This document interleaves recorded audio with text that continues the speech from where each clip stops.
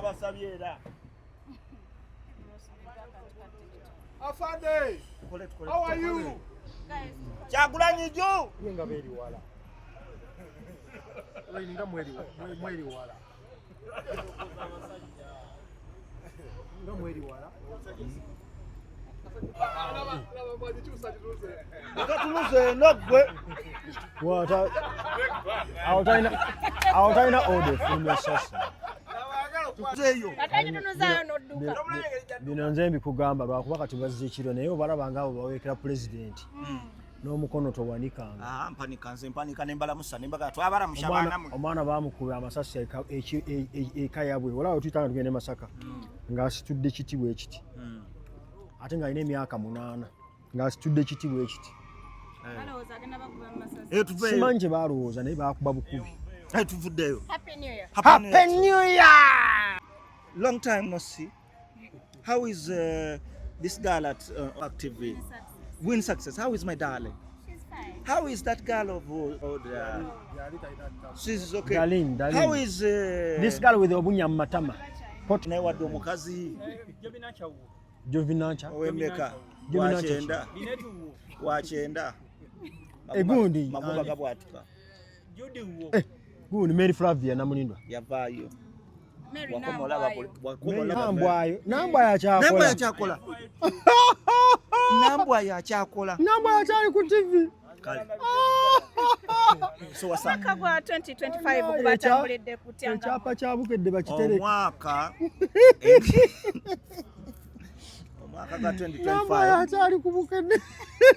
Ne nambwa lwaki tutubira ekyapa kyabukedde. Atwalire ekyapa kyabukedde. Osanga tugyewoleddeko sente milioni 8. 2025 yali mubi. It was a success.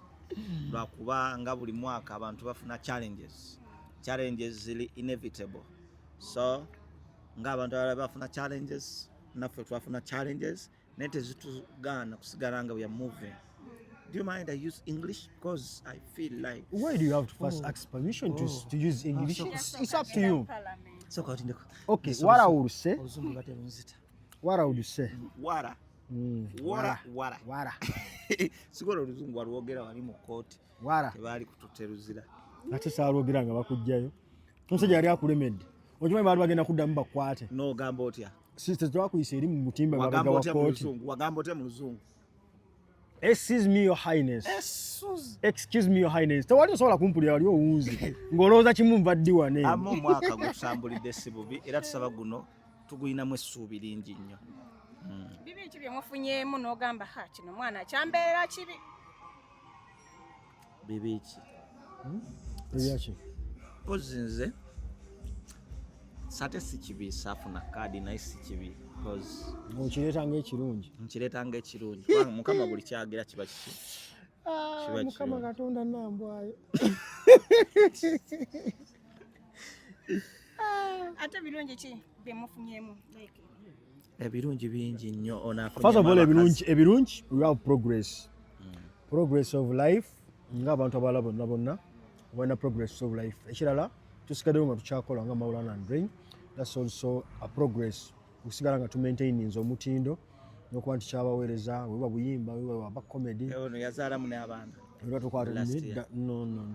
Yafunisaamu olubuto. No. Gundi tali lubuto. Abadde amwerabidde. Olubuto lwono ndujjukidde. Olulwo. So ebyo ebirungi byetufunyeemu. Ebirungi bingi nnyo. Era twebaliza wamu ne bannayuganda bonna bambi. Omwaka so long as you have progress ofunye ebirungi. N'ebizze nga tebizze bulungi. Yogera ne Mukama kuba yabireeta. Okay. Resolution ki gye muyina for this year? This year resolution tugenda gitandika okuva ennaku z'omwezi nga 16. Because we are determining 5 years okuva nga 15. So it will be after elections. Tujja kuba tusobola okugamba nti kyekiddako kino kyekiddako. So tuyinza ogenda mu lutalo. Tomanya kyonna ekijja. Because we are going to vote, and I would wish to ask the audience, our fans, our brothers and sisters, to vote smartly as you vote His Excellency. Vote smartly as you avoid the rain. What do you use when you're avoiding the rain? You get an umbrella. Exactly. I like you. Madam mugenda kwesooka arenamolo yange mapeera yange Comedy store yonna gitutte. Tebikyakola amini si ya. Mukanje kati askari. Agwani? After election, nze akulira Comedy store. Honorable Ruzo omuwadde mulimu ki? Minister. Agenda kwa Minister of Public Toilets. Yeah. Minister of Public Toilets. Bw'okyagalamu ki? Ogyagalamu ki? Resolution y'omwaka guno. Yayagala okuba mufuti. Resolution y'omwaka guno. Kama singa nsaase n'enfuuka mufuti. Naye alikakkiriza.